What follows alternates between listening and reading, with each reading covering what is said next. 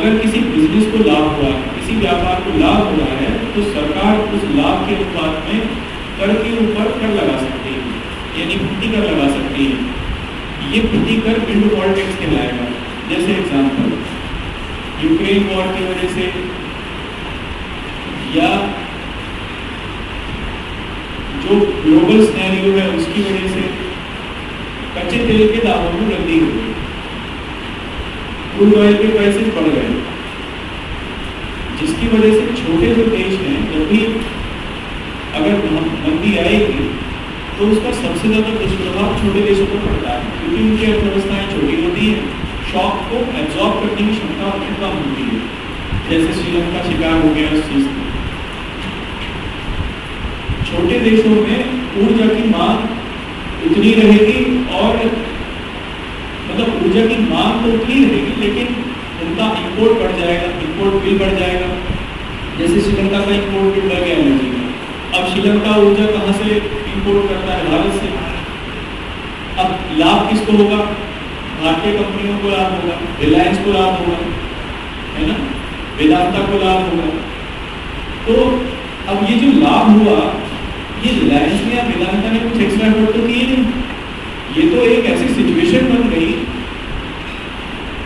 God grace या God कर्स जो भी मानो हो, ईश्वर का पाप या ईश्वर का प्रसाद या जो भी हुआ, उसकी वजह से इनको लाभ हो गया।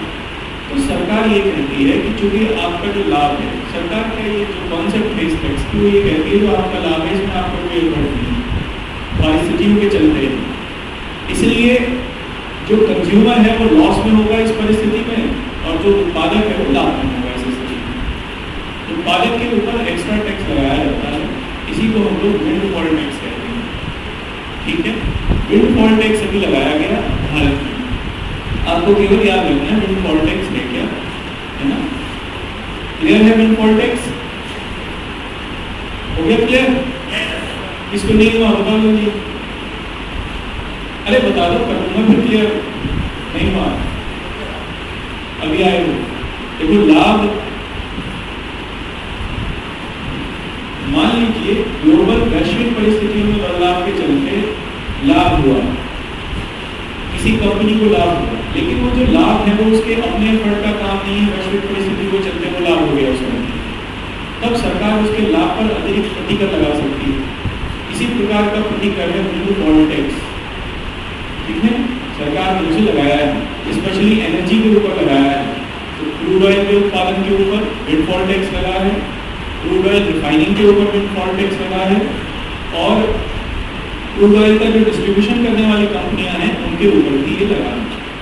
गैस का उत्पादन करने वाली कंपनियों के ऊपर लगा है, क्योंकि गैस के दाम भी बढ़ गए हैं, इसलिए आप उसे याद रखना। ऐसे ही एक कॉन्सेप्ट है इसमें, जिसे हम प्राइस कैप है।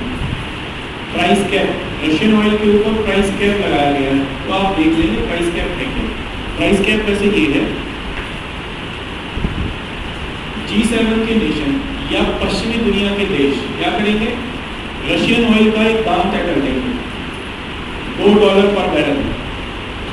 अब भले रशियन जो ऑयल है, रशिया उसके दाम $10 ले रहा है, लेकिन पश्चिमी देशों ने कहा ये $2 से ज्यादा भी नहीं बिकेगा। और अगर किसी ने $2 से ज्यादा में खरीदा इसे, तो हम उसे अपने फाइनेंशियल सिस्टम से बाहर कर देंगे, ना तो हम उसका इंश्योरेंस करेंगे, ना हम उसकी ट्रांजेक्शन करेंगे, ना ही हमारे जहाज उस तेल को लेके आएंगे। मतलब हर तरीके से जो एक पश्चिमी देशों का एक मिशन है, इकोनॉमिक मिशन है, उसे बाहर करेंगे। इसी को प्राइस कैप कहा गया है। ठीक है, इससे होगा क्या, रशियन ऑयल जितना उनकी कॉस्ट आ रही है उससे भी नीचे पे बिकेगा, बिकेगा नहीं बिकेगा। और लोग क्या करेंगे, जो दाम तय किया पश्चिमी देशों ने, उन देशों से लाभ प्राप्त करने के लिए उसी दाम पर खरीदेंगे रशियन ऑयल। इसलिए रशियन ऑयल अपनी जो उसकी प्रोडक्शन कॉस्ट है उससे भी नीचे पे जाने लगेगा। रशिया क्या करेगा, या तो उत्पादन जारी रखे तो फंसा, और उत्पादन बंद करे तो फंसा। इसलिए ये रशिया को आर्थिक रूप से भागने का एक तरीका है। अब इसका होगा क्या, मतलब इसका इफेक्ट क्या पड़ेगा? इफेक्ट ये पड़ेगा कि कुछ एशिया के देश जिनकी स्थिति ठीक ठाक है, पश्चिमी आर्थिक स्थिति जिनकी ठीक ठाक है, जैसे भारत और चीन, ये पश्चिमी देशों के सामने नहीं झुकेंगे। कुछ एशिया के और देश हैं इसमें शामिल हो जाएंगे, जैसे उसमें कोरिया भी शामिल हो सकता है, साउथ कोरिया भी, ये इंडोनेशिया, मलेशिया, ये देश शामिल हो सकते हैं। इसका मतलब ये होगा कि रशियन क्रूड के जो दाम हैं एशियन मार्केट में वो और कम हो रहे हैं। हम कहेंगे भाई ठीक है $2 पे तो नहीं, लेकिन 5 से ज़्यादा हमारा बजट नहीं है आपको देने का। रशिया कहेगा चलो ठीक है 5 ही दो, 2 से तो अच्छा ही है। तो इसका इम्प्लीकेशन ये होगा कि रशियन एशिया में जो रशियन ऑयल है उसके दाम गिरेंगे। इसका लाभ क्या होगा इन देशों को? तो यहाँ पर ऊर्जा की जो कीमतें हैं वो कमने लगेंगी। वो बात अलग है, हमारी सरकार नहीं हटाएगी क्योंकि इसका बहुत बड़ा मामला है। कुल मिला के अभी भी $90 पे बढ़ गई है, 120 से $90 पे आ गया, लेकिन बच्चे अभी कहाँ पेट्रोल के दाम बढ़ेंगे? डीजल का $30 का अंतर है जबकि एक बैरल है, पिछले 15 से 20 पे बढ़ी। और ये तो रशिया से तो ये 50-60 नहीं खरीद रहे हैं, $50-60 नहीं खरीद रहे हैं, और ये पैसे ले रहे हैं $120 के सबसे है। लेकिन होगा ये, इससे जो बजट घटा है, ट्रेड डेफिसिट है देश का, ट्रेड डेफिसिट कम होगा, इकोनॉमी में सुधार होने की संभावना है। तो इसका एक सकारात्मक प्रभाव होगा। नकारात्मक प्रभाव इसका ये होगा कि पश्चिमी देशों के साथ ये जो तनातनी है वो बढ़ सकती है कुछ मामलों में।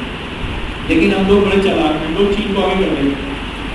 अरे देखो ये तो मैं मार्केट में चला हुआ, तो अगर हम लोग रशिया के साथ तेल नहीं खरीदेंगे तो रशिया चीन के पास चला जाएगा, ये और फिर चाइना की ताकत बढ़ जाएगी, रशिया की ताकत बढ़ जाएगी। अब क्या कर रहा पागल हो गए, खरीदने दो तेल, पश्चिमी देश कहेंगे चलो ठीक है, जैसा कि अब तक हुआ हम लोगों ने खरीदा है इसी तरीके से।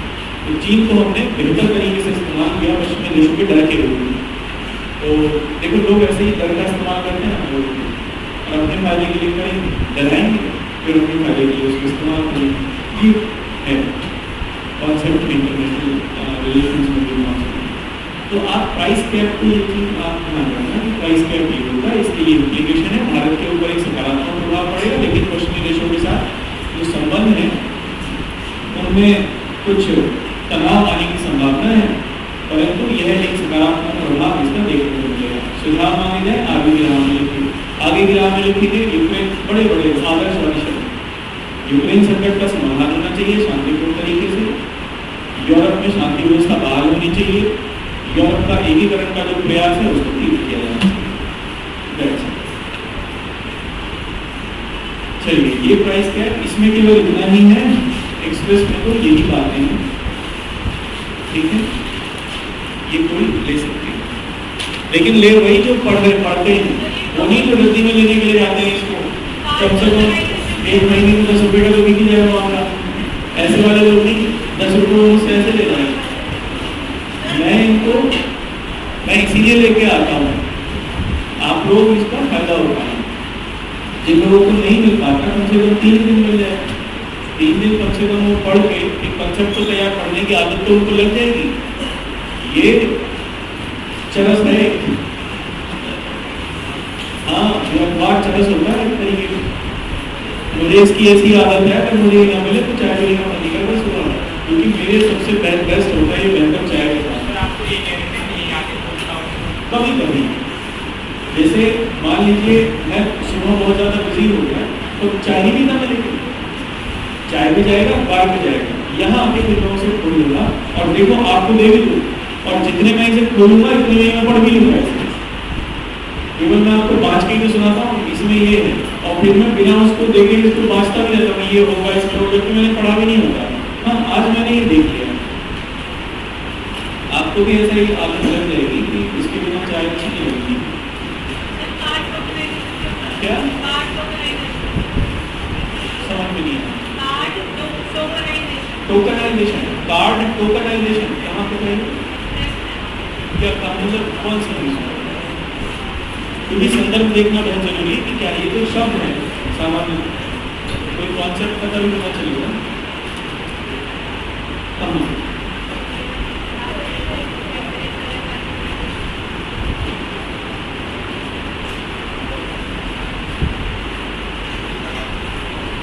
देखो जहाँ तक मुझे लग रहा है ये ये कोई सिक्योरिटी मेजर होगा जो आरबीआई ने शुरू किया है कार्ड्स के लिए, जिससे फोर्जरी वगैरह को रोका जा सके। ये वही कोई मेजर होगा इस तरीके का, क्योंकि आजकल कार्ड्स की फोर्जरी हो रही है, चाहे वो डेबिट कार्ड हो चाहे क्रेडिट कार्ड हो, और फिर उसका मतलब ये फाइनेंशियल फ्रॉड से संबंधित भी हो सकता है, उसी से रिलेटेड है। ठीक है, क्योंकि इसमें वन टाइम रजिस्ट्रेशन वगैरह होगा, तो ये आरबीआई का अपना कोई पॉलिसी मेजर है, उनका अपना कोई एग्जीक्यूटिव मेजर है जो वो ले रहे हैं फाइनेंशियल फ्रॉड वगैरह को रोकने के लिए। इकोनॉमिक से इसका कोई संबंध नहीं होगा। तो हिंदू में भी पहले पेज पे इंडिया चाइना, लद्दाख विड्रॉल, एक बार इसे जरूर देखेंगे।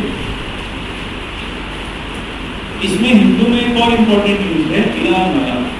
भारत फिर से ईरान की जो तेल की जो खरीद है वो शुरू करेगा, और मैंने बताया था ना आपको एससीओ समिट, इस बार 2 समिट बड़ी इंपॉर्टेंट है। एक तो एससीओ अभी जो होने वाली है वो मिल जाएंगे, और एक दूसरी G20। एससीओ समिट में जो भी ईरान उसका एक परमानेंट मेंबर है, तो ईरान के साथ बायलैटरल मीटिंग होनी है। ये मैं आपको पहले बता दे रहा हूँ, ईरान के साथ बायलैटरल मीटिंग फिक्स है, 2 देशों के साथ बायलैटरल मीटिंग फिक्स है। एक ईरान के साथ फिक्स है और एक चाइना के साथ फिक्स है। मोदी जी चाइना के साथ बैठ के चाय पिएंगे, तो इन 2 के साथ बायलैटरल मीटिंग फिक्स है, बाकी किसी के साथ बात नहीं होगी, बाकी सबका अपना बायलैटरल लेवल पर डायलॉग होगा। इन दोनों के साथ लेकिन क्या हुआ है ये आप पढ़ लेंगे, ठीक है। अच्छा ये बताइए, थोड़ा सा दिमाग चलाइए अपना, दिमाग चला के ये निश्चित करिए कि जो गोगरा देशपाल में या हॉट स्प्रिंग में ये हुआ है, आपको नहीं लगता कि मोदी जी अच्छे से बैठ के बात करेंगे चाय पे लाइब्रेरी के साथ, और ये सब उसी मीटिंग के कॉन्टेक्स्ट में हुआ होगा? 2 लोगों में लड़ाई हो रही है, कुछ मुद्दे के ऊपर लड़ाई है, एक लेवल पर थोड़ी सी सहमति कर गई कि ठीक है यहाँ हम लोग ठीक ठाक कर लेंगे अपने मामले में। चाइना और इंडिया के बीच में सहमति बनी हॉट स्प्रिंग और गोगरा हाइट्स में, जो कि सबसे कंटेंशियस इशू थी, जिनमें भारत वैसे तो ठीक ठाक स्थिति में था, यहाँ पे हम ऊंचाई पे थे, थोड़ी नीचाई पे थे, हमारा पत्थर उनकी चाकने लगता है, लेकिन यहाँ से ट्रूप विड्रॉल की बात हो रही है। ये एक तनाव जो दोनों देशों के बीच में चल रहा था, उस तनाव को आवश्यक रूप से कम करेगा। एक कॉन्फिडेंस बिल्डिंग मेजर्स के मामले में होगा, क्योंकि यहाँ पर जो परमानेंट इंफ्रास्ट्रक्चर है उसे भी हटाने की बात बढ़ गई है। कुछ स्टैंडर्ड ऑफ प्रोसीजर है जिसे फॉलो करें, अखबार में नहीं है, ये अखबार में ये नहीं आता, लेकिन आप इन चीज़ों को समझते चले गए। एक स्टैंडर्ड ऑफ प्रोसीजर तय हो गया है उसमें कि हम पहले इन इक्विपमेंट्स को हटाएंगे। जैसे सबसे पहले हेवी वेपन्स को हटाने की बात हो रही है, तो आर्टिलरीज वगैरह वहाँ से हटाई जाएंगी सबसे पहले। उसके बाद स्मॉल वेपन्स को, यानी थोड़े कम ग्रेड के वेपन्स को हटाया जाएगा, 20 mm का, 20 mm to 50 mm, और उसके बाद फिर सामान्य जो इंफ्रास्ट्रक्चर है परमानेंट, उसको वहाँ से हटाया जाएगा। दोनों एरिया रिकॉग्नाइज कर लिए जाएंगे कि ये एरिया है, यहाँ पर जॉइंट पेट्रोल होगा, यानी ये अब वो क्षेत्र माना कि पहले की स्थिति की वो क्षेत्र है जहाँ पर किसी देश का भी नहीं है। दोनों देश इसमें बातचीत से अपनी सहमति बता लेंगे कि हमारी यहाँ तक सीमा है, हमारी यहाँ तक सीमा है। अगर दोनों के बीच में मीटिंग होनी हो, दोनों देश के नेताओं के बीच में, तो कम से कम कुछ पॉजिटिव साइन तो दिखना चाहिए उस मीटिंग से पहले। तो ये उस मीटिंग से पहले का पॉजिटिव साइन है। चाइना इस समय दबाव के पर्याप्त दबाव में है। पर्याप्त दबाव में इसलिए है क्योंकि एक पूरा वेस्ट जो है, पूरी वेस्टर्न यूनियन या कह सकते हैं पश्चिमी देशों का समूह को चाइना के विरोध में है इस समय, और चाइना को सभी लोगों ने एक खतरे के रूप में देखा है। ऐसे में चाइना दबाव में है क्योंकि उनकी ग्रोथ भी स्लो डाउन होने लगी है। ग्रोथ चाइना में लगातार पिछले 2-3 सालों से लगातार कम हो रही है। परेशानियां इकोनॉमिक वहाँ पर बढ़ रही हैं। चाइना में मंदी भी है इस समय इकोनॉमिक लेवल पर। तो न केवल चाइना में इकोनॉमिक लेवल पर क्राइसिस है, बल्कि पॉलिटिकल और स्ट्रैटेजिक, मिलिट्री, इन सब लेवल पर क्राइसिस भी है। ताइवान को कॉन्टेक्स्ट में आप लोगों ने देखा है सब कुछ क्या हुआ है। इसलिए चाइना दवा की इस समय दबाव में है कि वो देशों के साथ कहीं ना कहीं से शुरुआत करे और अपने संबंधों को सामान्य करने का प्रयास करे। भारत इसी मामले में उसको एक सही देश के रूप में दिख रहा होगा, जहाँ तक मुझे लग रहा है। कारण उसका ये है क्योंकि रशिया भी चाइना को ये प्रेशराइज कर रहा होगा भारत के साथ संबंध सामान्य करने, क्योंकि रशिया को हमने सपोर्ट किया है यूक्रेन वॉर में। मतलब कह सकते हैं कि हमारा, हम लोग वैसे तो न्यूट्रल थे, लेकिन अगर बात करें तो इंक्लिनेशन था कहीं ना कहीं रशिया की तरफ, और इसीलिए हम लोगों ने रशिया के साथ अपने संबंधों को, आर्थिक संबंधों को नहीं थोड़ा लगातार उसको बना के रखा और बढ़ाया भी है पिछले यूक्रेन क्राइसिस को में। और लगातार हम लोगों ने पश्चिम के जो वोटिंग थी यूनाइटेड नेशंस की सिक्योरिटी काउंसिल में हो या यूनाइटेड नेशंस में हो, तो हमने रशिया के विरोध में वोट नहीं किया, या तो वॉकआउट कर दिया या फिर रशिया के विरोध में वोट किया। तो कुल मिला के ये एक सकारात्मक पहल है। तो आप इस पूरे घटनाक्रम के ऊपर नजर बना के रखेंगे क्या है, मेंस एग्जामिनेशन में सवाल आएगा 100%, ठीक है। तो एक आप ईरान वाला मामला भी देख लेंगे, वहाँ हम लोग फिर से ईरान से जो क्रूड वगैरह है उसको शुरू करेंगे। दो बातों में आपको इसे देखना है, एक तो क्रूड ऑयल परचेज और एक जवाहर बंदरगाह, ठीक है। इसमें इकोनॉमी वाले में तो कुछ बहुत ज्यादा है नहीं।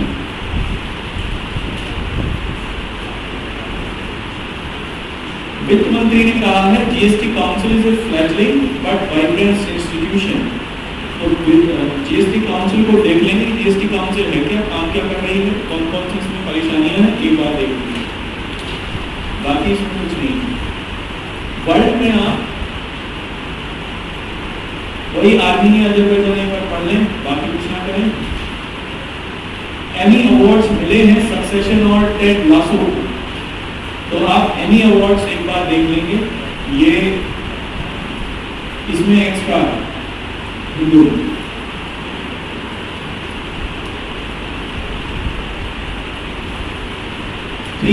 Drugs on essential medicine list.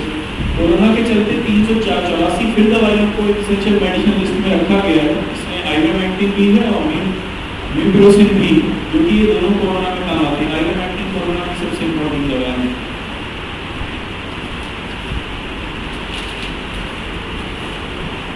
बाकी आप इसमें क्या करेंगे,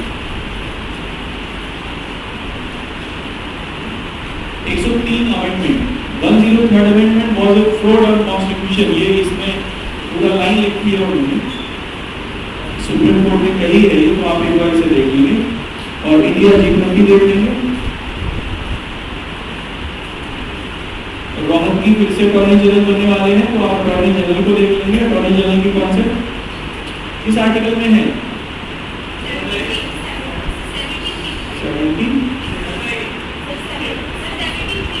73, 76, 76A, 78, 76, हाँ 76A,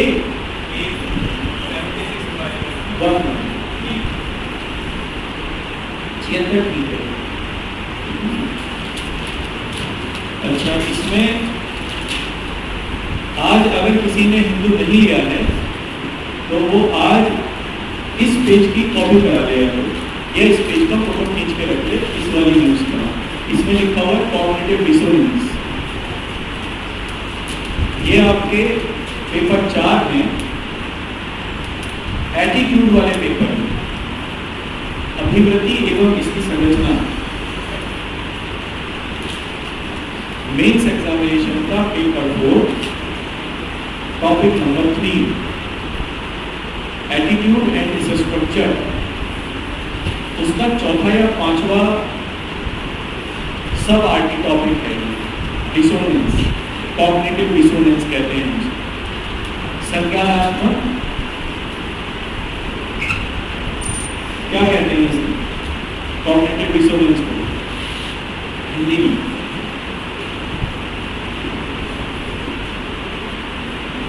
संज्ञानात्मक अभिकल्पता शायद, ठीक है। ये इसमें पूरा दिया गया है, तो आप इसको समझ सकते हैं, इससे वो टॉपिक तैयार हो जाएगा आपका पेपर 4, ठीक है। समझ में नहीं आएगा वैसे ये 100% नहीं आएगा, लेकिन आप इसे लेके रखें, जब समझ में आए उस समय इसको समझ के पढ़ लें आप, ठीक है। इसकी फोटो खींच लें अगर किसी के पास ना हो। कॉग्निटिव डिसोनेंस, देखो ये रहा विंडफॉल टैक्स, देखो आ गया इसमें विंडफॉल टैक्स। इसमें हिंदू में ही आर्टिकल है विंडफॉल टैक्स, तो जिसमें आप इसे एक बार देखें। हिंदू में ये दो चीजें इंपॉर्टेंट है, कॉग्निटिव डिसोनेंस और विंडफॉल टैक्स। क्या होती है कॉग्निटिव डिसोनेंस? अजय को पता होगा,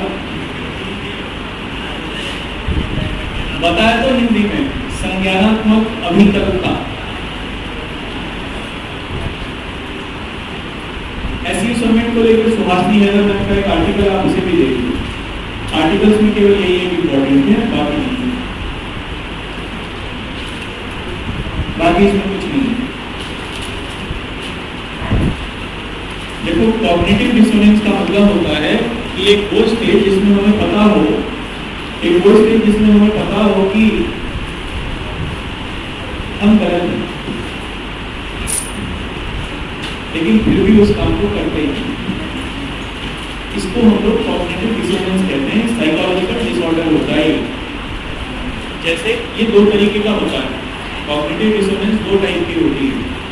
एक टाइप की होती है केवल एटीट्यूड के लेवल पर, यानी हमारी अभिव्यक्ति होती है ये कि हमें पता होता है हम गलत हैं, हमारा विचार गलत है, लेकिन हम फिर ऐसा सोचते हैं। इसको इडियोलॉजिकल कॉग्निटिव डिसोनेंस कहते हैं। एक इसका दूसरा पार्ट है, वो व्यवहार के स्तर पर भी देखने को मिलती है। हमें पता होता है कि हम लोग सोच गलत रहे हैं, हम गलत कर भी गलत रहे हैं, लेकिन फिर भी हम लोग कर रहे हैं, करते हैं उसे। इसको एक्टिव कॉग्निटिव डिसोनेंस कहते हैं। इसमें इसी को परिभाषित किया गया है कि जनरली साइकोलॉजिकल डिसऑर्डर है, क्या करता है, कैसे इसे दूर किया जा सकता है, कॉग्निटिव डिसोनेंस को दूर करने के कौन कौन से तरीके हैं, या कॉग्निटिव डिसोनेंस आ कैसे जाती है, ये सब बातें इसमें बताइए। आप इसका इसमें एग्जाम्पल देकर समझाया गया है। ये एग्जाम्पल बहुत शानदार होते हैं लिखने के लिए, तो आप इन एग्जाम्पल्स को एक बार अपने यहाँ पे राइट डाउन कर लीजिए एग्जाम्पल्स, ठीक है। जैसे एक मैं एग्जाम्पल आपको दूं, इसमें अमेरिका में मान लीजिए कोई श्वेत व्यक्ति अश्वेत व्यक्ति को देख के अच्छा महसूस नहीं करता, या आप में से भी ऐसा हो सकता है कि कुछ व्यक्तियों को देख के आप अच्छा महसूस नहीं करते। इसका आपके पीछे कोई कारण नहीं होगा, जैसे आप मुझे देख के अच्छा महसूस नहीं करते, लेकिन इसके पीछे कोई कारण नहीं है आपका क्यों नहीं करते, बस करते नहीं है। तो इसको कहेंगे फर्स्ट स्टेज कि हम किसी व्यक्ति को देखकर अच्छा ना सोचें, लेकिन ऐसा सोचने के ऊपर कोई आधार नहीं है, ऐसा हम लोग क्यों सोच रहे हैं इसके पीछे कोई आधार नहीं है, लेकिन सोचते हैं। ये होता है पहला स्टेज कॉग्निटिव डिसोनेंस का। इसे कहते हैं अभिवृद्धि के स्तर पर संज्ञानात्मक असंगति, संज्ञानात्मक असंगति हिंदी में वर्ड। एक दूसरा होता है न केवल हम सोचते हैं बल्कि करते भी। जैसे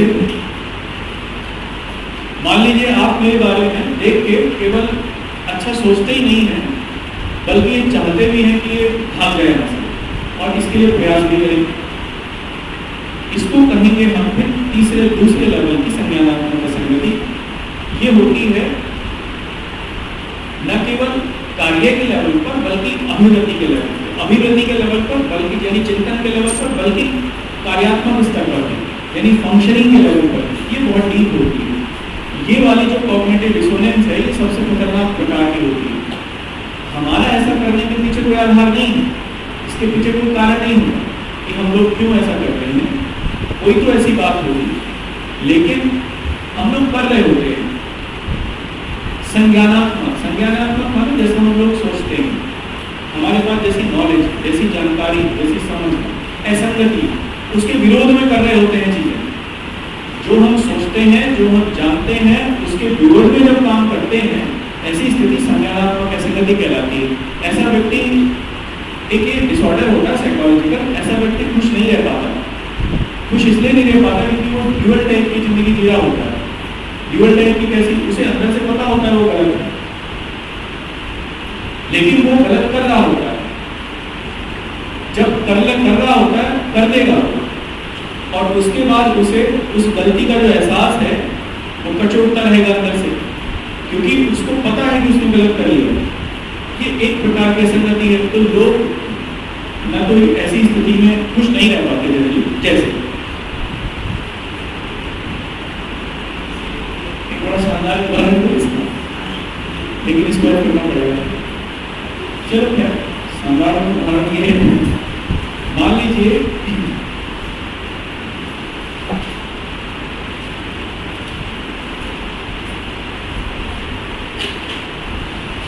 आप किसी को पसंद करते हैं, ठीक है, वो भी आपको पसंद करता है, परंतु शादी परिवार के दबाव से किसी और से हो जाती है।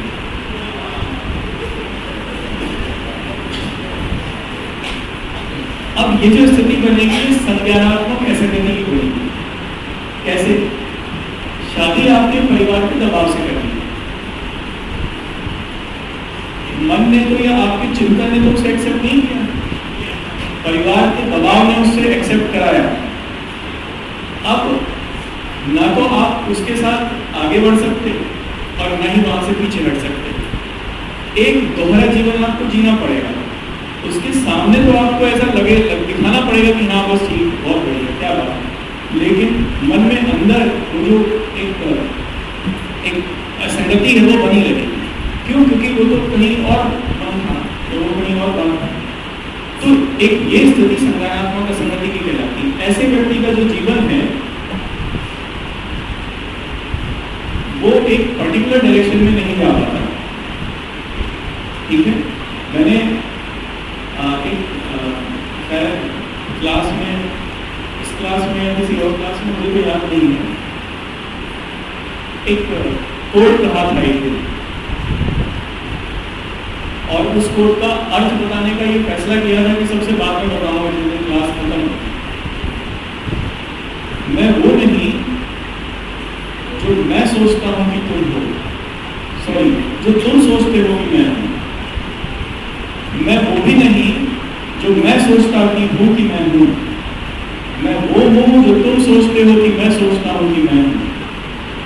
I am not that what you think.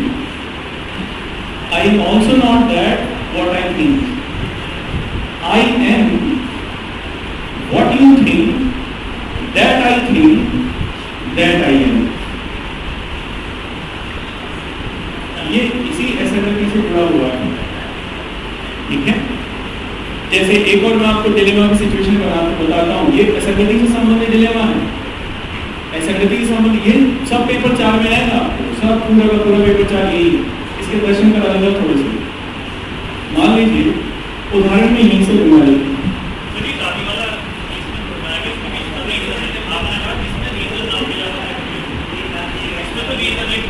नहीं देखो, संज्ञानात्मक असंगति में मैंने आपको बताया डुअलिटी, दोहरापन। तो यहाँ दोहरापन तो आपके अंदर नहीं है, नहीं, वजह कुछ भी नहीं है। वजह केवल ये है कि आपने अपने परिवार वालों की बात मानी, उनके दबाव में वो शादी की। अब ये बात आपको कचोटेगी कि जिसके साथ आपने वादा किया था उसके साथ आप उस वादे को नहीं निभा सके, जीवन उसके साथ आप आगे लेके नहीं जा सके, और क्योंकि आप परिवार वालों को भी धोखा नहीं दे सकते थे तो एक डिलेमा की सिचुएशन में आ गए। तो आपने परिवार वालों को ज़्यादा प्रीफरेंस दी और उनके साथ आपने चले गए, लेकिन आपने अपने आप के विरोध में खड़े हो गए। अब आप हमेशा अपने आप में के विरोध में खड़े होते हो। जब भी आप शीशे के सामने जाके खड़े होते हो तो वो जो शीशा आपको कचोटता है, वो कहता है तू ही है ये। तो खैर ये लेकिन ये एक एग्जाम्पल है, ये एग्जाम्पल दिए जाते हैं। ये मैं आपको इसलिए नहीं कह रहा कि आप इस एग्जाम्पल को, एक खराब एग्जाम्पल है, बहुत शानदार एग्जाम्पल है। एथिक्स के पेपर में आप इन एग्जाम्पल को दे सकते हैं। जैसे एक और संज्ञानात्मक है संगति। ये पूरा टॉपिक है, आप पढ़ेंगे इसे और ये ऐसे समझ में आने आएगा भी नहीं। साइकोलॉजी है ये पूरी, मनोविज्ञान है इसमें। जैसे एक सिचुएशन बन सकती है, वो सिचुएशन ये बनती है, मान लीजिए वही कि आप किसी को बहुत ज्यादा पसंद करते हैं, घर वाले उसे पसंद नहीं करते। अब वो आपके घर आ गई या वो घर आ गया, ऐसा भी हो सकता है, घर आ गया और उसने कहा मैं तो शादी आपसे ही करूंगी, नहीं तो मर जाऊंगी यहीं से चौखट पे। अब उधर आपकी मदर आ गई, दूसरी सिचुएशन सुनिए ना, उधर आपकी मदर आ गई, मदर ने कहा अगर तुमने इससे शादी करी तो मैं मर जाऊंगी। अब क्या करें हम? अब एक संज्ञानात्मक असंगति में फंस गए। किसकी माने? एक तरफ तो वो है जिसके साथ जीवन जीने की कस्में खाई हुई और एक तरफ वो है जिसने जन्म ही दिया। अब क्या किया जाए? वो जहर की पुड़िया लेके खड़ी हुई है और उधर मम्मी ने मिट्टी के तेल की मदद की हुई है। अब एक डिलेमा की सिचुएशन है, अब बताइए अब क्या करोगे? नहीं, इस कंडीशन नहीं है, आप छीन नहीं सकते, ये कंडीशन ही नहीं। देखो शर्त लगाता हूँ मैं, अभी इम्पोजिशन है, ये वास्तव में निर्णय लेने की क्षमता होती है। अरे आप इसको मजाक में समझा, मैं तो इसको उदाहरण लेके आपको समझा रहा हूँ मजाक वाले, लेकिन ये बड़ी शानदार स्थिति है। आईएएस ऑफिसर्स के सामने ये सिचुएशन 2-4 होती रहती है और ऐसे में उनको परिपक्व निर्णय लेना होता है। यही से भी परिपक्व निर्णय की क्षमता का पता चलता है कि आप कितनी क्षमतावान हैं, मैच्योर हैं। अब आप कैसे निर्णय लेंगे, क्या करेंगे? क्या कर सकते हैं? कंडीशन ही नहीं है, समझने के लिए कोई तैयार नहीं। वो पहले ही उसने अपना दरवाजा बंद कर लिया कट्टी लेके कि भाई साहब बस आज यही होना फैसला। वो चूरन की पुड़िया लेके खड़ी है कि आज जोड़ना यही हो जाएगा। अब आप बताइए क्या करेंगे? खैर, ये एक डिसोनेंस की सिचुएशन है, इसी को हम लोग डिसोनेंस कहते हैं। इसका उत्तर मैं आपको फिर बताऊंगा। यह है क्योंकि आपको बहुत अंदाजा, मतलब इन मामलों में आपको भी स्टडी आपकी है नहीं, लेकिन यहाँ पर भी आपको मैच्योर निर्णय लेना पड़ेगा जिसमें चीज़ें सामान्य हो जाए, लिया जा सकता है, कोई परेशानी नहीं है। एक ऐसा निर्णय लिया जा सकता है जो अंततः सही सिद्ध हो। देखो किसी भी निर्णय, जब सिचुएशन ऐसी हो कि मैक्सिमम लेवल पर परेशानी क्रिएट हो गई, तब निर्णय लेने में आपको 2 चीजों का ध्यान रखना पड़ेगा। ऐसा निर्णय लेना है जहां पर कम से कम नुकसान हो, और एक ऐसा निर्णय लेना है, वो निर्णय ऐसा भी होना चाहिए जो आपकी संज्ञानात्मक असंगति को नियंत्रित कर सकता हो। आपका जो मन है वो अंदर से ना कचोटा जाए, आपको उस बात के बारे में बहुत ज्यादा परेशानी बाद में ना महसूस हो, या आपको ऐसा ना लगे कि ये निर्णय बहुत ज्यादा गलत ले लिया गया।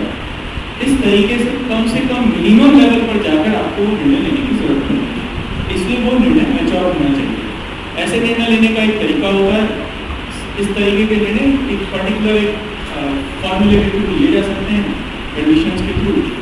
वो फिर हम लोग चर्चा करें। तो जिस दिन इन दोनों क्वेश्चन के आंसर तो मैं बताऊंगा जिस दिन लास्ट होगा क्लास का, जिस दिन हम लोगों का सेशन अंत हो रहा होगा। बड़े शानदार आंसर है ये। खैर चलिए हम लोग अपने विद्वान वाले टॉपिक पे आ जाते हैं।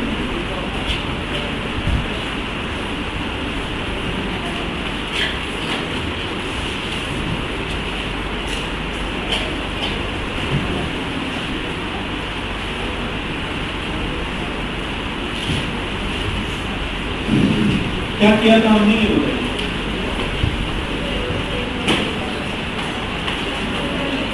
नहीं, पॉइंट बताइए, क्या पॉइंट था? अभी स्टार्ट नहीं किया लिखना। चलो तो आप लिख लो इसमें। मैंने शायद लिखवा तो दिए थे कुछ पॉइंट, कुछ भी पॉइंट नहीं लिखा है। आप इसमें एक पॉइंट लिख दो सबसे पहला।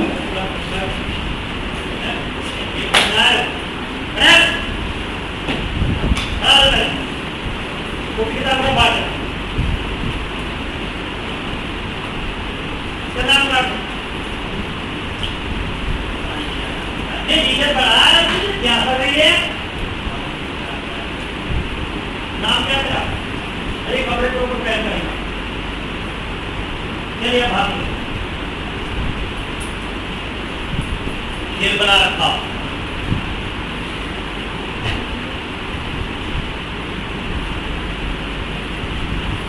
तुम कैसे बैठे हो इधर? जैसे लड़कों के लिए डिसाइड है, खड़े भैया।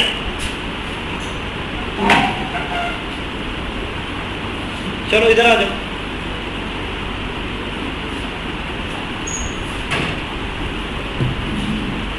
चलो पहला इसमें लिख लो पहला पॉइंट। विश्व व्यापार संगठन की स्थापना से पूर्व,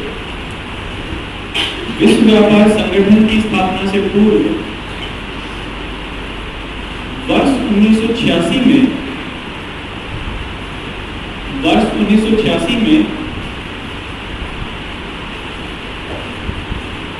उरुग्वे चक्र की वार्ता के दौरान, उरुग्वे चक्र की वार्ता के दौरान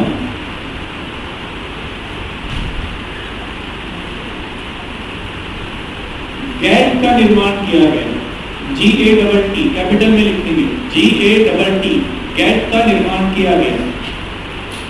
gate has been form, GATT की फुल फॉर्म में लिख लेंगे, general agreement on trade and tariff,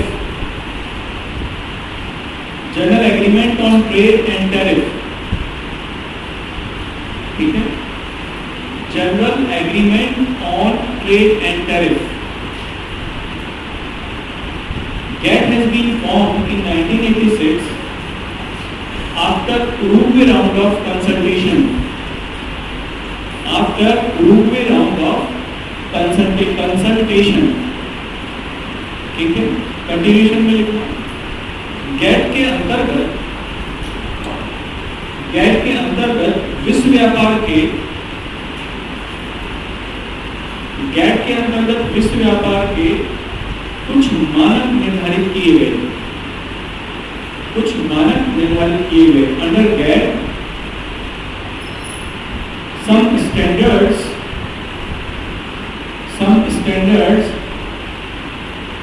for trade, for world trade has been finalized, ठीक है, जिनके अंतर्गत वस्तु व्यापार को प्रमुखता दी गई,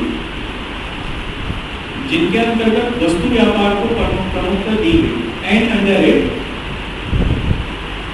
the preference was given to trade of goods, ठीक है। देखो केवल व्यापार वस्तुओं का तो होता नहीं, सेवाओं का भी होता है, और व्यापार वित्त का भी होता है, फाइनेंस का भी होता है। कैसे? अगर अमीर देशों से या विकसित देशों से पैसा विकासशील देशों में आए तो किस पर आएगा? ब्याज पर आएगा, यहाँ से इंटरेस्ट देना पड़ेगा। तो ये भी एक व्यापार हुआ कि वहाँ यहाँ निवेश होगा और ब्याज के रूप में यहाँ से कुछ धन वहाँ वापस चला जाएगा। तो ये भी एक प्रकार का व्यापार हुआ। तो व्यापार में तीन चीजें शामिल होती हैं, एक गुड्स ट्रेड, एक सर्विस ट्रेड और एक ट्रेड ऑफ फाइनेंस।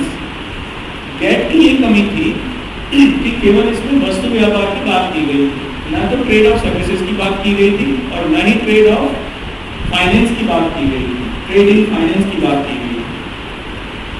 तो चूंकि इसी वजह से ये बात में फेल रहा, बातचीत आगे चलती रही। 1994 में 1994 में एक सहमति बनी और मोरक्को देश में, मोरक्को के मराकेश शहर में एक फिर से एग्रीमेंट साइन हुआ, जिसके बाद WTO फाइनलाइज हुआ या WTO एस्टैब्लिश हुआ।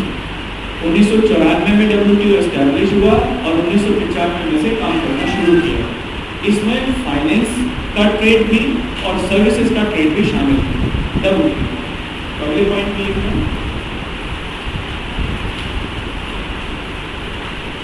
विश्व व्यापार संगठन के दौर की वार्ता, विश्व व्यापार संगठन के दौर की वार्ताओं के अंतर्गत,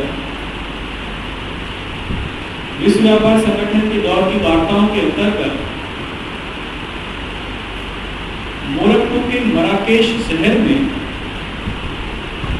मोरक्को के मराकेश शहर में 1994 में एक समझौता हुआ, an agreement was signed in Marrakesh city of Morocco in 1994। इस समझौते के साथ ही वर्ष 1995 से बल्कि 1 जनवरी और ऐड कर लीजिए, 1 जनवरी 1995 से विश्व व्यापार संगठन अस्तित्व में आया and World Trade Organization came into existence from 1st January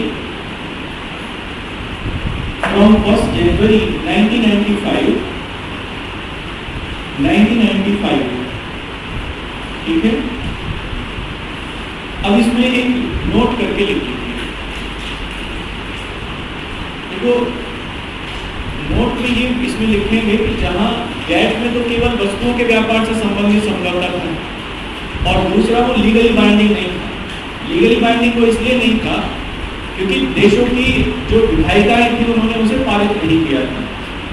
WTO एक लीगली बाइंडिंग समझौता था। WTO बना लीगली बाइंडिंग एक समझौते के आधार पर जो मोरक्को में हुआ।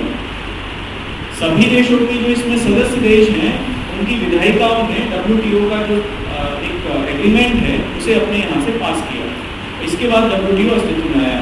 एक बात तो ये है कि जहाँ गैट लीगली बाइंडिंग नहीं था, वैधानिक रूप से वो बाध्यकारी नहीं था, WTO का जो अस्तित्व है वो सभी देशों के ऊपर जो इसके सदस्य हैं वो वैधानिक रूप से बाध्यकारी है। मतलब WTO अगर कोई कानून बनाएगा तो सभी देशों के ऊपर जो उसके सदस्य देश हैं समान रूप से लागू होगा, मान्य होगा। तो पहला पॉइंट लिखिए, गैट GATT जहां वैधानिक रूप से बाध्यकारी समझौता नहीं था,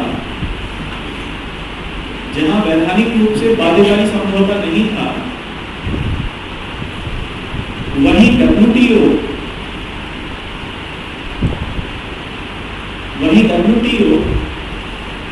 वैधानिक रूप से बाध्यकारी संगठन है। Where GATT was not legally binding,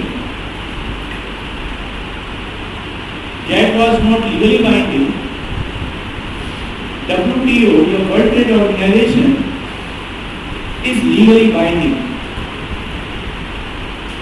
दूसरी चीज देखिए इसमें, गैट जहां वस्तुओं के व्यापार तक सीमित था,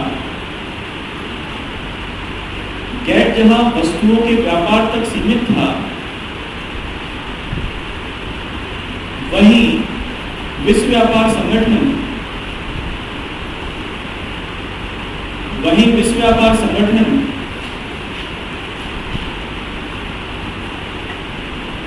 न केवल वस्तुओं बल्कि सेवाओं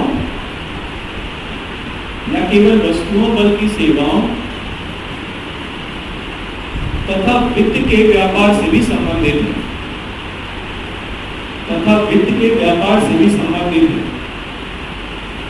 Where WTO, where GATT was related with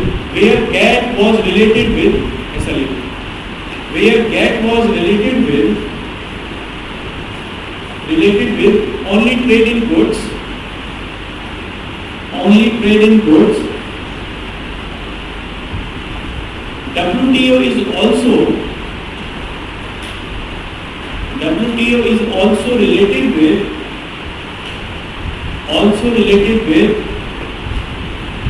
trade in services and trade in finance too। ठीक है, दूसरी ये दो चीजें WTO और GATT में अंतर बताती हैं, दोनों में क्या अंतर है। ठीक है, एक इसमें नोट और लिखिए, अफगानिस्तान इसको सबसे अंत में बना हुआ सदस्य है। इस समय इसके सदस्य देशों की संख्या 164 है, 164, और अफगानिस्तान सबसे अंत में शामिल हुआ इसमें। तो लिखेंगे इस समय इसके सदस्य देशों की संख्या, इस समय इसके सदस्य देशों की संख्या 164 है। Now there are total 164 member countries, तथा Afghanistan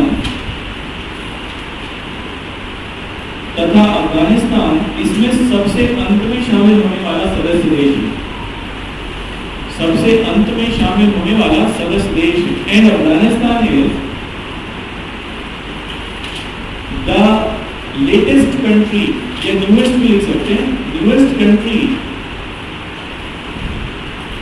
which became a member of it, which became a member of it। ठीक है, अध्यक्ष कौन है इसकी? एनगोजी, नागोजी, नागोजी नहीं एनगोजी है, उसको एन बोलेंगे, ना नहीं बोलेंगे। एनगोजी ओकोन्जो इरेला, इरवेला है भाई, इरवेला, IRWEL। तो आप इसकी स्पेलिंग लिख लीजिए, बोला तो नहीं जाएगा। एनगोजी, NGOZI, नाइजीरिया की ये है, NGOZI, NGOZI, NGOZI, Ngozi dash करके Okonjo, Okonjo, OKONZO, Okonjo Iweala, IRWE,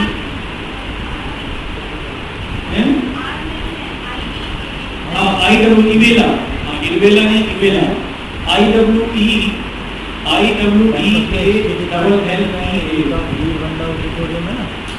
double L A होगा इवेला,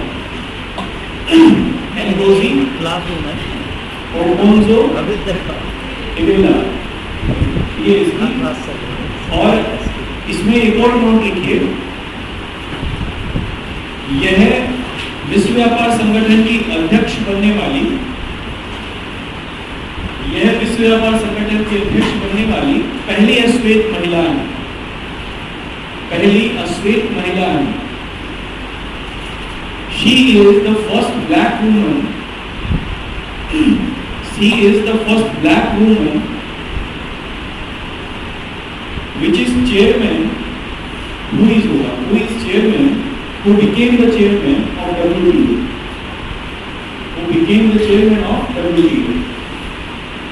देखो इसमें एक और अंतर है, वैसे तो ये ब्रेटन वुड के सिस्टम के अंतर्गत ही बनी हुई एक संस्था है, लेकिन IMF और वर्ल्ड बैंक दोनों यूनाइटेड नेशंस की एजेंसी हैं। ठीक है, संयुक्त राष्ट्र संघ की संस्थाएं हैं दोनों, IMF भी और वर्ल्ड बैंक भी, लेकिन ये संयुक्त राष्ट्र संघ की संस्था नहीं है। WTO संयुक्त राष्ट्र संघ की संस्था नहीं बन पाया है, इसको भी आप एक नोट में लिखेंगे।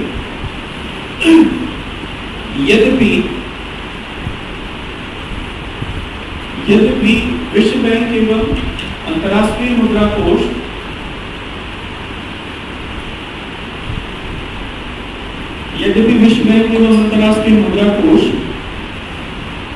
संयुक्त राष्ट्र संघ की विशिष्ट एजेंसियां हैं, और तो IMF and world bank are the specified agencies of United Nations,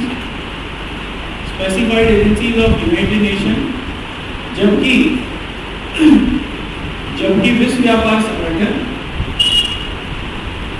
इस प्रकार की संस्था नहीं है। While WTO is not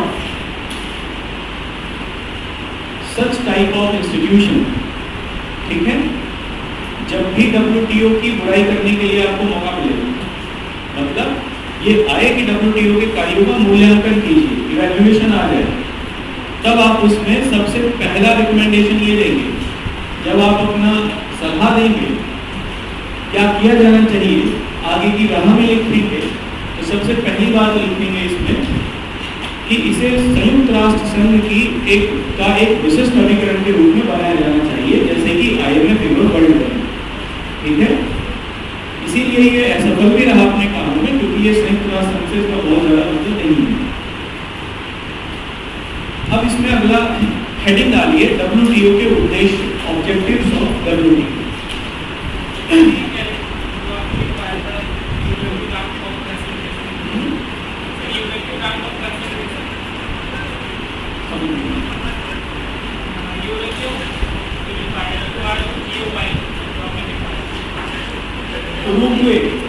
Uruguay round of consultation, Uruguay एक देश है ना।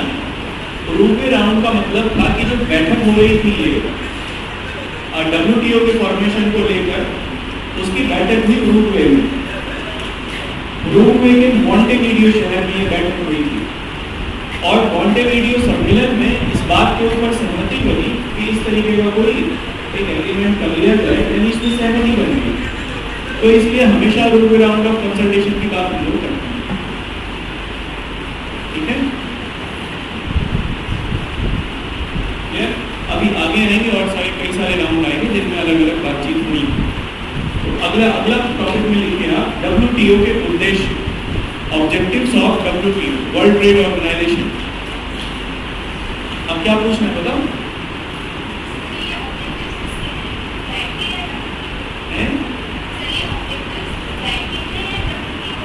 WTO के और गैट तो खत्म हो गया। जिस दिन WTO फंक्शनिंग शुरू हुई 1 जनवरी 1995 से गैट समाप्त हो गया।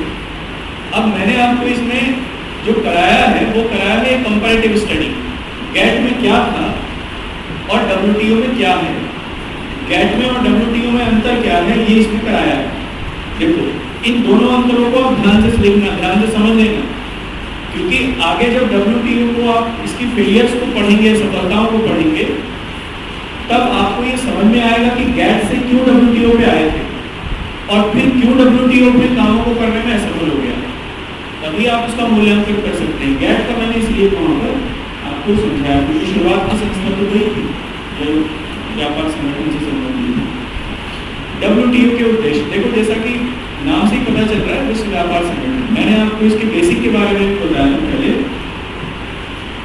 कि विश्व के लेवल पर या वैश्विक लेवल पर व्यापार में एक संतुलन बनाना, विश्व युद्ध से पहले की जो स्थिति थी उसको समाप्त करना। और वो स्थिति क्या थी कि व्यापार जो था वो विकसित देशों के पक्ष में झुका हुआ था, विकासशील देशों का लगातार शोषण था व्यापारिक स्तर पे। इसे समाप्त करके एक व्यापारिक संतुलन की स्थापना करना पूरे विश्व में। तो पहला ऑब्जेक्टिव क्या हो गया? व्यापारिक संतुलन की स्थापना करना। ठीक है, वापस में लिखिए सबसे पहला पॉइंट, लिखिए इसमें वैश्विक स्तर पर व्यापारिक संतुलन की स्थापना करना। वैश्विक स्तर पर व्यापारिक संतुलन की स्थापना करना, form a global balance of trade, global balance of trade. ठीक है, संतुलन कब होगा? जब विकासशील देशों में उत्पादन बढ़े, फिर व्यापार बढ़े, तभी तो होगा। अरे बता दो, लिख दो। आज तो आवाज तेज आ रही है, बिल्कुल मेरे को बोलने से नहीं आती थी। चलो लिख दो इसमें, वस्तुओं का उत्पादन एवं व्यापार में वृद्धि करना। दूसरा लिखो, वस्तुओं के उत्पादन एवं व्यापार में वृद्धि करना। Promote the production of goods, and also increases in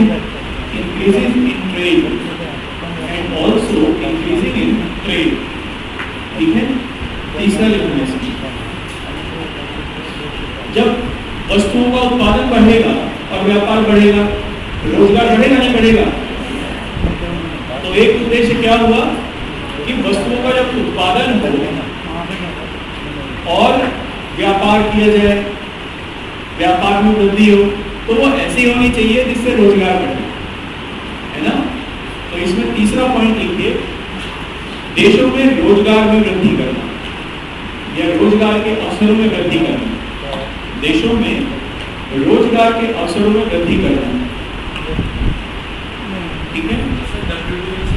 पहले लिखो इसे, पहले लिखो, पहले इसको लिखो तो फिर मिलेगा, इसको पहले लिखो फिर मिलेगा। Also promote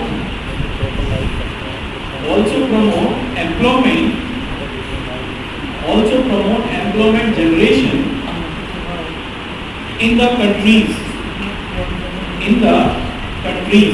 ठीक है। employment generation in the countries या nations, सभी में। देखो इसको सभी में इसलिए होगा, आप पहले सवाल पूछो। मल्टीलैटरल, क्वाड्रिलैटरल और बायलैटरल और ये जो एग्रीमेंट अलग भी हो रहे हैं, बेसिकली इसका फायदा है कि एम्प्लॉयमेंट जनरेट कर रहा है। यही तो इसका फेलियर है, क्योंकि ये फेल हो गया इसीलिए हो रहा है।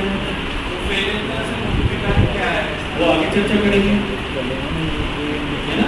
सबसे लास्ट में बताऊंगा इसके फेलियर के क्या क्या फेलियर लिखेंगे, हम लोग पूरा करेंगे इसे। पहले इसके उद्देश्य देखो, फिर क्या क्या हुआ वो देखेंगे, फिर उसके बाद ये देखेंगे क्यों नहीं कर पाया, अपने ऑब्जेक्टिव्स को मेट क्यों नहीं हुए, क्या कमियां हैं, क्योंकि जो कमियां हैं वही सुझाव भी होंगे हमारे। हाँ या ना बताओ, जो कमियां होती हैं वही सुझाव होते हैं, नहीं होते। WTO की कमी देख लेंगे, उन्हें सुझाव के रूप में याद रखेंगे। जब भी आगे की राह लिखेंगे हमेशा क्या किया जाना चाहिए, what is to be done, तो उसमें उन बातों को छाप दीजिए। हाँ देखो, रोजगार में मान लीजिए एग्जाम्पल, भारत में बुलेट ट्रेन चलाई जा रही है, सरकार बुलेट ट्रेन चला रही है, जापान उसमें निवेश कर रहा है, लगभग 1 लाख करोड़ रुपए का जापान से निवेश आया। जो ट्रेन वगैरह आएंगी वो सब जापान से आएंगी, वहां के इंजीनियर्स इंडिया आएंगे, यहाँ पर ट्रेनिंग देंगे लोगों को, तो जापान से इन्वेस्टमेंट तो आया ही, इससे भारत को लाभ हुआ। लेकिन क्या जापान में रोजगार की उत्पत्ति नहीं है? बताओ, ट्रेन कहाँ से आएंगी? जापान से आएंगी। जब वहां ट्रेन बनेगी तो रोजगार वहां पे बढ़ेगा। अब अगर वो 1 लाख करोड़ का निवेश भारत नहीं आता तो क्या जापान में ये वाला रोजगार बढ़ पाता? ये केवल इसलिए इंक्रीमेंट हुआ वहां पर एम्प्लॉयमेंट का क्योंकि भारत में जापान ने निवेश किया। इसलिए विकसित देशों में व्यापार के बढ़ने का, विकसित देशों में व्यापार के बढ़ने का एक और तरीका यही है कि विकसित देश विकासशील देशों में निवेश करें और अपॉर्चुनिटीज बढ़ाएं निवेश की। जैसे जैसे अपॉर्चुनिटीज विकासशील देशों में बढ़ेंगी, विकसित देशों में मांग बढ़नी शुरू हो जाएगी। वहाँ मांग बढ़नी शुरू होगी तो वहाँ उत्पादन बढ़ेगा, उत्पादन बढ़ेगा तो वहाँ रोजगार की उत्पत्ति होगी। इसलिए ये एक चक्र है जो जनरली चलता रहता है, ठीक है। अब ये जो तीनों अगले पॉइंट में लिखना, अगले पॉइंट से लिखना, सेवाओं के उत्पादन एवं व्यापार का प्रसार करना। कल से टाइम पे आ जाया करो। सेवाओं के उत्पादन एवं व्यापार का प्रसार करना, ठीक है। Increasing the production of services and also trade too, ठीक है। क्लियर है? जैसे देखो, भारत में आबादी खूब है, ठीक ठाक आबादी है। दूसरी ये भी है, हमें बचपन से ही पढ़ने लिखने की शिक्षा दी जाती है, पढ़ो। पूछा जाता है क्या करेंगे, पढ़ने की नौकरी करना। इसलिए हम लोग पढ़ते हैं क्योंकि नौकरी करनी होती है। इसलिए हम लोग स्किल्ड होते चले जाते हैं अपनी उस नौकरी की इच्छा के दौरान, और फिर बाद में सर्विस देते हैं। इसलिए भारत में एक बहुत बड़ा वर्ग ऐसा है यूथ का जो स्किल्ड भी है, शिक्षित भी है और सर्विस देने के लिए तैयार भी है।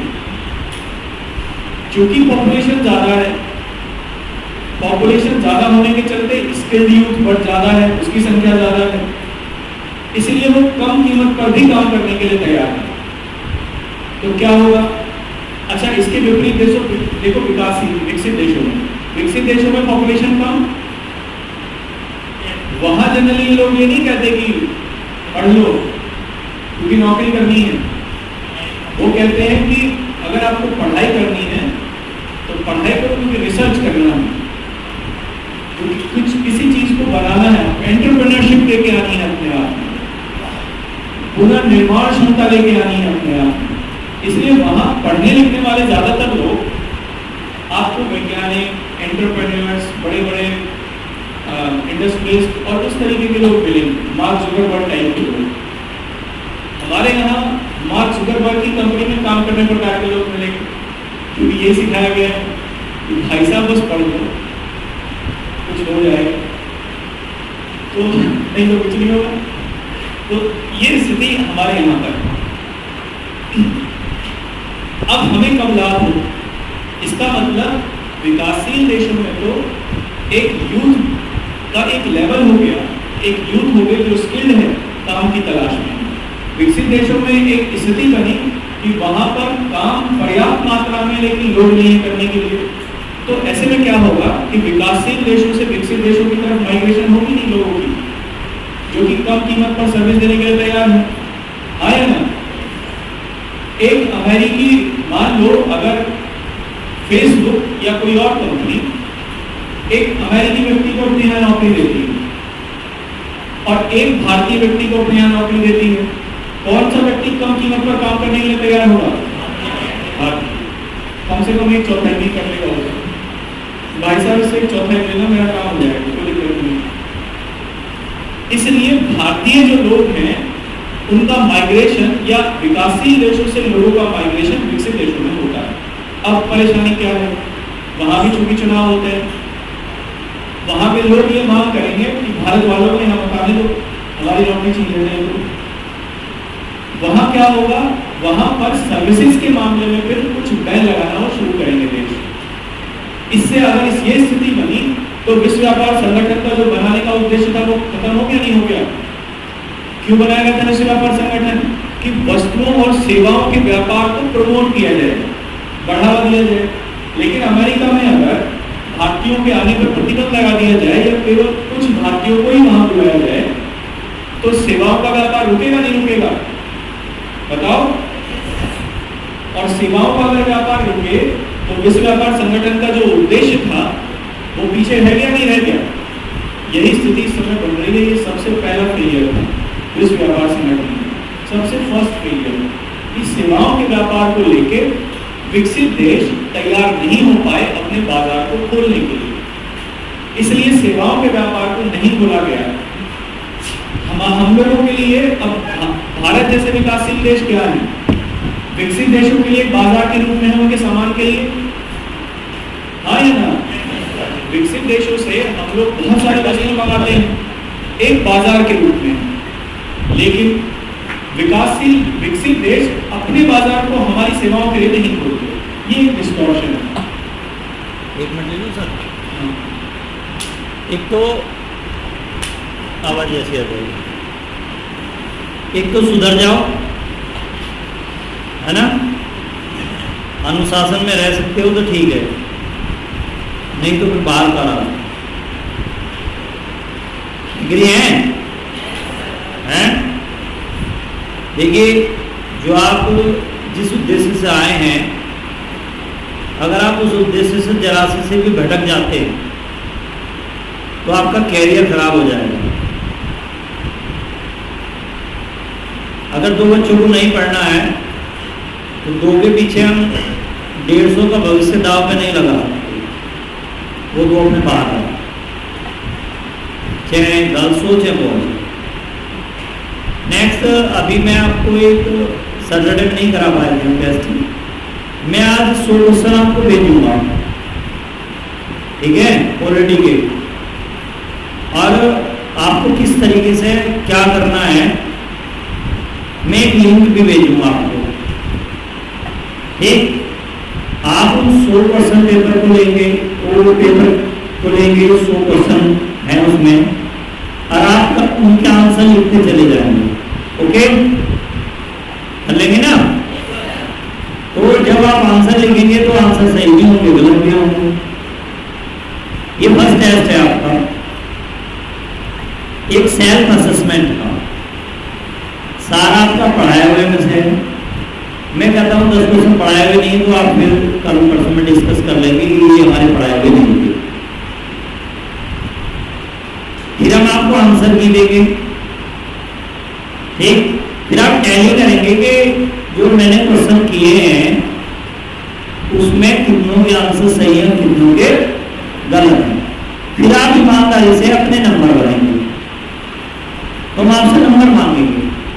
हर पार्ट का आप ईमानदारी देखना चाहते हैं कि वास्तव में आप आईएएस बनना चाहते हैं या केवल एक नौटंकी कर रहे हैं, है ना? दो तरीके होते हैं ना, सही है? तो मैंने इसलिए नहीं डाला था कल क्वेश्चन पेपर कि जब तक आपसे बात ना कर लूँ आप जो देखते हैं उसे जो है खुश हो जाते हैं, आपको ये नहीं पता होगा करना क्या है उसका। तो जो आपका टेस्ट पेपर है वो आपको पीडीएफ फॉर्म में ग्रुप में डाल देंगे, ओके? और फिर आपको क्या करना, उसे टाइम बाउंड भी रखना। फिर आप ये देखना, टाइम की लिमिट नहीं लगा रहे, फिर आप ये देखना कि कितने क्वेश्चन आपने मतलब करने 100 के 100 है आपको, चाहे गलत करो तो सही करो। पहली बात तो 100 करने हैं बच्चे, ज्यादा से ज्यादा गलती तो होंगे। फिर 100 में आपको सबसे पहले जो नोट करना है वो ये करना कि कितने टाइम आपको लगा।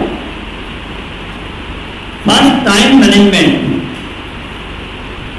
वो भी मैं उसमें पूछूंगा आपसे लिंक पे कि आपको 100 क्वेश्चन करने में कितना टाइम लगा, और रिजल्ट भरना आपको, क्योंकि हम उसे किसी को बता नहीं रहे।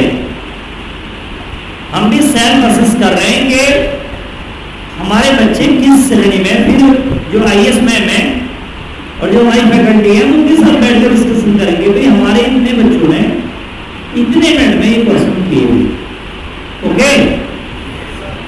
नेक्स्ट, फिर कितने क्वेश्चंस के आंसर ठीक थे। मैं कह रहा हूं सारे के सारे गलत है तो आप डबल 0 लिखिए। फिर हमें ये पता चले जो हम तैयारी करा रहे हैं क्या वो इस स्टैंडर्ड की है या नहीं है। 100 के 100 क्वेश्चन आए हुए हैं, ठीक? तो क्या इस तैयारी का दे दें, कल को डाल दें शाम को, ये ज्यादा बेस्ट है ना, है ना? ऑलरेडी के 100 क्वेश्चंस आए हुए हैं, एक तो क्वेश्चन पेपर आउट हो गया आपको, मीन्स आपको अनसोल्ड या सोल्ड पेपर जो भी आपके पास है, बैक ईयर के जो सेट्स हैं उनसे आपको भी इस प्रोजेक्ट की तैयारी करनी है, ओके? यस, तो कल शाम को मैं 5 बजे उस पेपर को डाल दूंगा। उसमें तो टाइम वो नहीं है, आप जितने बजे देखते हैं आप स्टार्टिंग टाइम नोट करिए, बिल्कुल क्लिक करते ही पीडीएफ डाउनलोड होते ही जैसे आप ओपन करें आपका टाइम स्टार्ट है। फिर आप एंडिंग टाइम नोट करिए, फिर आप दोनों की ड्यूरेशन कैलकुलेट करिए, ठीक? और फिर आंसर सीधे डालेंगे, कल रात को डाल देंगे, है ना? फिर आप उसे टैली करेंगे कि आपने कितने क्वेश्चन सही किए। फिर एक लिंक डालेंगे हम, उसमें दोनों तीनों चीजें आपको भरनी है। तो मैं एनालिसिस करना चाह रहे हैं कि हम जो पढ़ा रहे हैं क्या उसमें कोई त्रुटि तो नहीं है। दूसरा, भूपेंद्र सर को बहुत बहुत बधाई, इनके अथक प्रयास से पर्सनल गाइडेंस भी इनकी रही, जो अल्फांसा ने सीडीएस में भारत में 6ठी रैंक पाई है। भेजा था ना आपको ग्रुप में, है ना? बस उतना ही पढ़ते हो तुम लोग, बिल्कुल खबर भेज दी। वो आपको एज एक प्रकार से प्रेरणा के लिए भेजा है कि एक बहुत वीक बैकग्राउंड से एक लड़की, और उसी की बदौलत है कि आज आपका जो फोटो है वो टीवी पे आपका भी आएगा। ये न्यूज़ 24 वाले थे, देख लेना शाम को न्यूज़ 24 पे, नहीं तो हम प्रोवाइड करा देंगे। तो उसकी वजह से आज आपके टीवी में आएंगे, है ना। तो आप भी प्रयास करिए कि आपकी वजह से आपके छोटे बहन भाई आए। दूसरा, बेहद गरीब परिवार की लड़की, उसके लिए बहुत बड़ा एक सम्मान समारोह भी कर रहे हैं। अभी नेक्स्ट वीक में बहुत बड़ा एक फंक्शन ऑर्गेनाइज कर रहे हैं। हमने पहले ही कहा है आपसे, आप केवल मेहनत करिए, अपने एम को अचीव करिए, बाकी सब हमारे पे छोड़ दीजिए।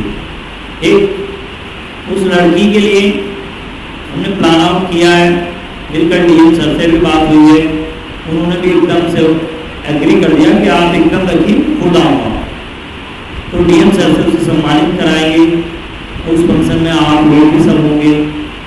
सर तो यही कह रहे थे क्लासरूम के लिए, मैंने कहा आपके नाम से ही 100 की संख्या बढ़ जाएगी तो जगह नहीं रहेगी, रियल वाले खड़े रह जाएंगे और जो नहीं आते हैं वो बैठ जाएंगे। तो देखते हैं यहीं कोई सा ऑडिटोरियम ले लेते हैं, ठीक है। हमारा उद्देश्य यहाँ कराने का यही है कि, और आपके सामने कराने का उद्देश्य यही है कि आप लोगों को भी एक प्रेरणा मिले और एक खुशी आपको मिले और आपका एक, आपके अंदर एक जोश पैदा हो कि नेक्स्ट जो फंक्शन होगा वो मेरे लिए ऑर्गेनाइज होगा, ठीक। देखिए IIT JEE में लड़कों ने परफॉर्मेंस दिखाई थी, बहुत बेस्ट दिखाई थी ना। कुछ बच्चे पुराने होंगे, बहुत बड़ा फंक्शन हम लोगों ने किया था, है ना। और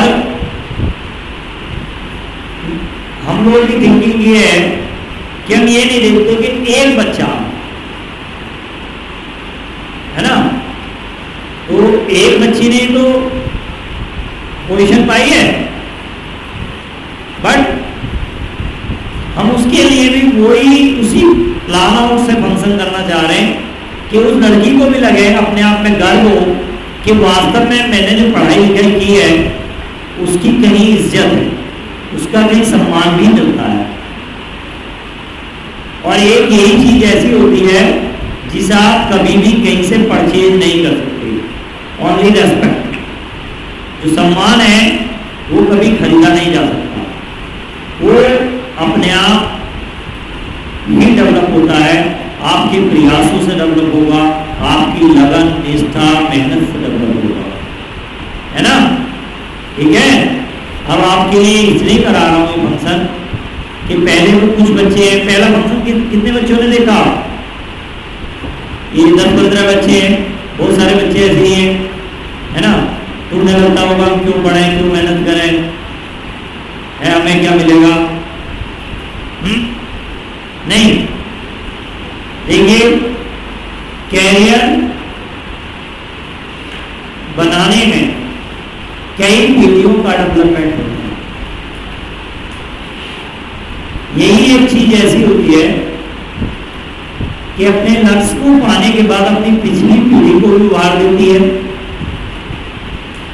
देखिए हम उसके मदर फादर क्राइसिस में नहीं रहेंगे, है ना। एक बैक पीढ़ी हो गई, स्वयं की पीढ़ी मीन्स अपने बहन भाई वो क्राइसिस में नहीं रहेंगे, नेक्स्ट अपने बच्चे वो क्राइसिस में नहीं रहेंगे। तो एक आदमी के कामयाब होने से 3 पीढ़ियां सुधरती हैं। केवल अपना भविष्य नहीं बनता, भविष्य तो बहुत लोगों का बनता है।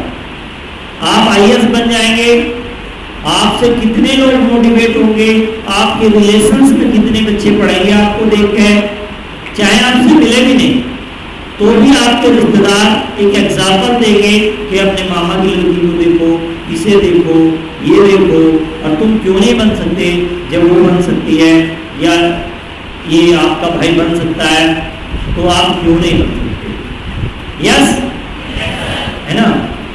बट समस्या क्या है, समस्या एक ही होती है, ये जो एक एज ग्रुप है ना आपका, ये सबसे बड़ी समस्या है। इसमें बहुत बड़ा माइंड होता है, बहुत इंटेलिजेंसी है, बहुत ज्यादा एनर्जी है,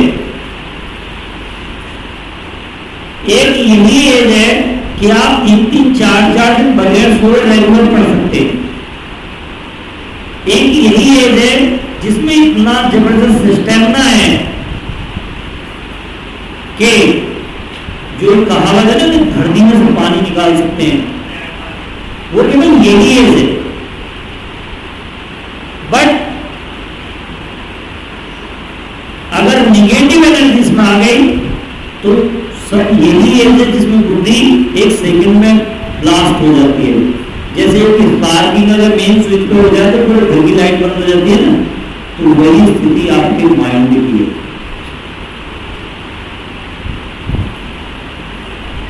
गलत क्या हुआ है? हम सारे जो घर से भागने के लिए गए ना, तो 100 बार सोचेंगे, भाग गए, बेइज्जती हो जाएगी, पैसे कहाँ से आएंगे, आगे खर्चा कैसे चलेगा, बैंक में इतने पैसे हैं, नौकरी लगेगी नहीं लगेगी। आप सब घर से भागने को गए तो सोचोगे नहीं चलो, ऐसा नहीं, क्योंकि माइंड में इस्तेमाल ही नहीं।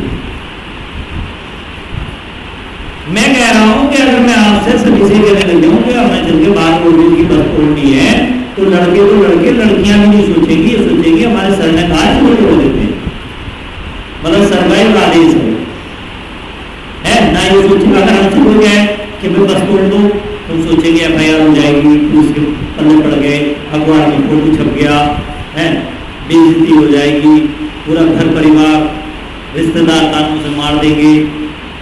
क्यों? हम उस ऐसे निकल चुके हैं, हमारे अंदर बस माइंड इतना ही रह रहा कि अपनी इज्जत बेइज्जती सोचने का।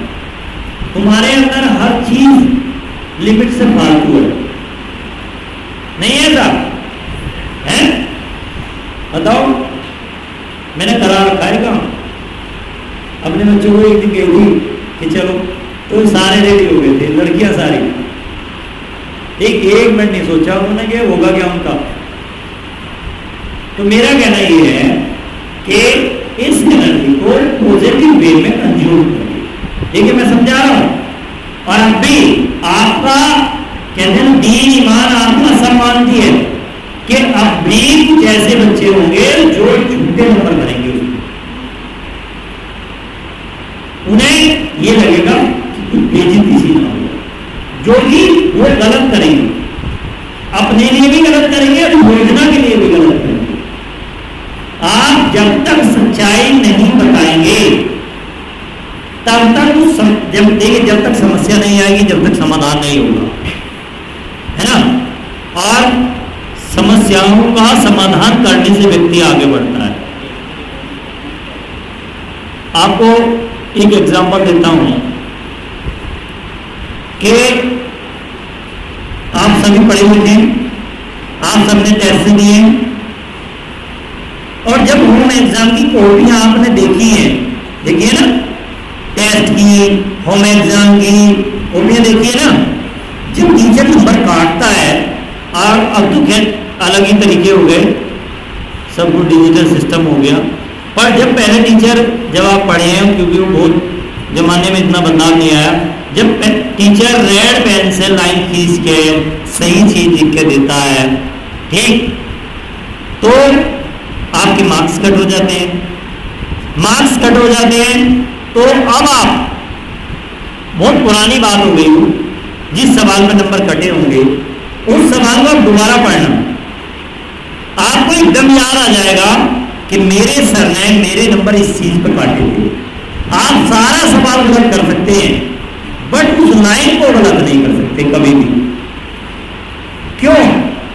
क्योंकि उस लाइन पे आपके मार्क्स कट हो चुके हैं। समझ गए ना मेरी बात?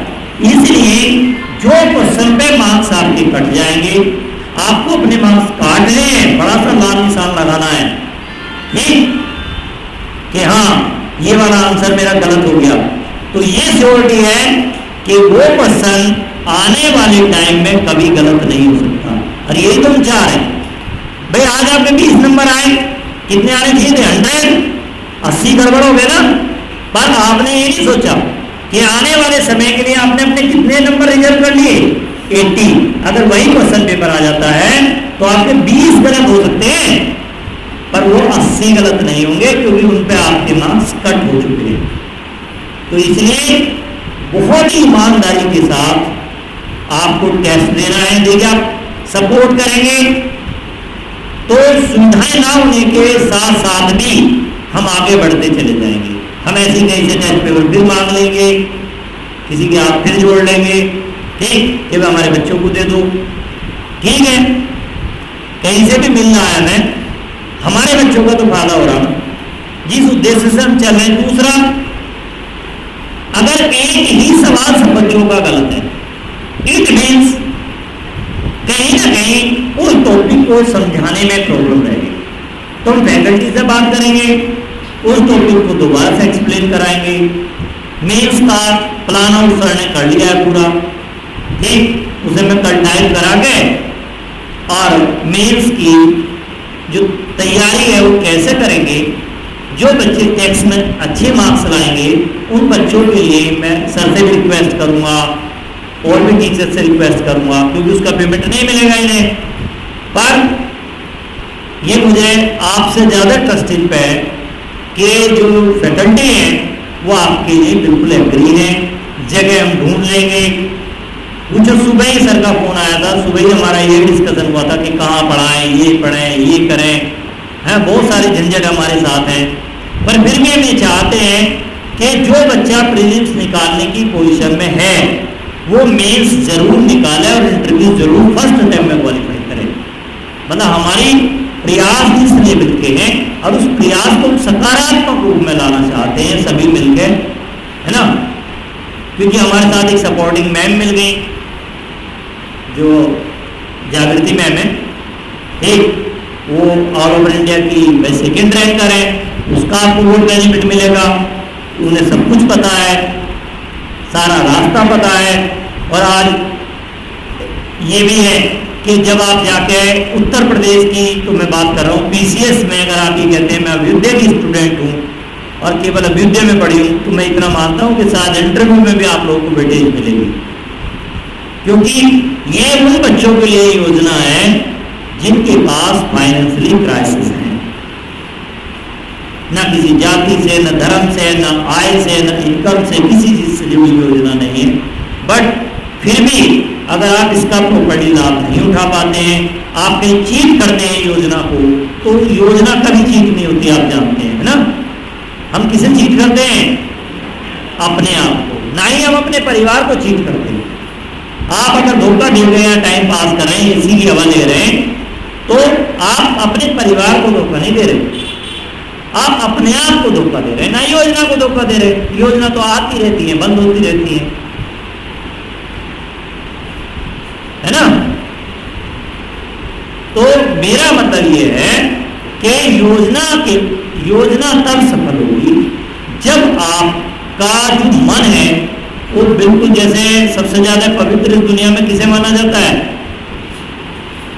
गंगा जल को मानते हैं ना। कसम खाते समय तो ये कहते हैं ना, हाथ पे गंगा जल रख के कसम खा ले, क्योंकि वो पवित्र उस सेंस है कि आप किसी भी चीज को कुछ समय के लिए रख दीजिए, वो सड़ जाएगी।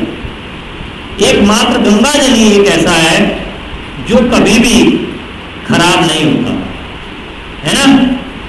वजह पता क्या है? क्या है बताइए? साइंस के बच्चे तो होंगे कुछ।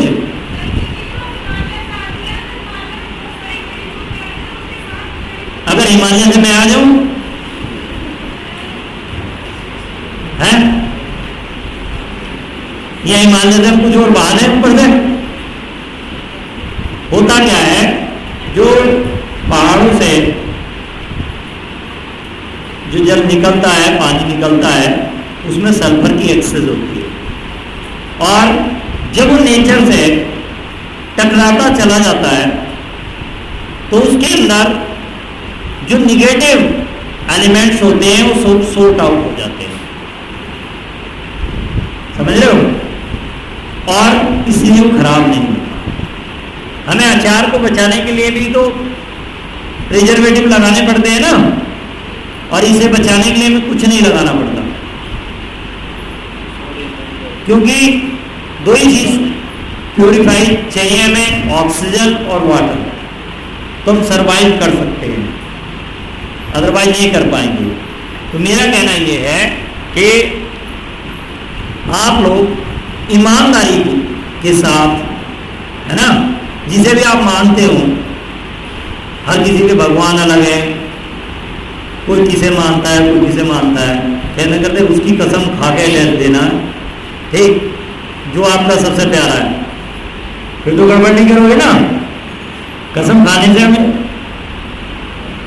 कसम खाने के बाद हम सच क्यों बोलते हैं? क्योंकि हमें डर लगने लगता है कि जिसकी कसम खाई उसके साथ कुछ अहित ना हो जाए, और वो हमारा इस दुनिया का सबसे लाडला प्यारा होता है, चाहे भगवान हो, चाहे मम्मी पापा हो, चाहे बहन भाई हो, होता है ना। तो आपको बस यही मान लेना है कि अपने मन में, क्योंकि बहुत सारी गड़बड़ होती है, किताब खुल जाती है, मोबाइल ओपन हो जाता है दूसरा, किस क्वेश्चन का आंसर सर्च मार दूं कहां से, क्यों भाई, नहीं होगी ना गड़बड़, पक्का। चलिए देखते हैं, फिर ईमानदार से पूछेंगे कि किसने गड़बड़ करी। इतना जरूर पता चल जाएगा किस किसने गड़बड़ करी, वो चेहरा बता देता है। चोर को ढूंढने की थोड़ी जरूरत पड़ती है। एक बात बताओ, 100 बच्चे क्लास में बैठे रहते हैं, टीचर पे कौन सा यंत्र होता है कि जो उनसे बच्चे का दिमाग क्लास में नहीं होता है वो उसे पकड़ लेता है कि खड़े हो जाए, ठीक है? कोई एपरेटस नहीं है ना, क्योंकि उसकी खुद अपने आप की अंतरात्मा नहीं मानती है कि मैं सही काम कर रहा हूं, उसे खुद लगता है कि मैं गलत हूं, तो पकड़ा जाता है। उसका फेस एक्सप्रेशन बता देते हैं कि हाँ ये चोर है।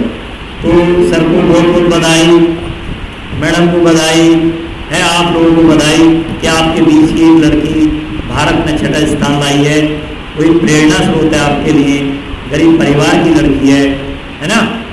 तो आप भी कम से कम उसे देख के अपने आप में ये दृढ़ निश्चय करिए कि हाँ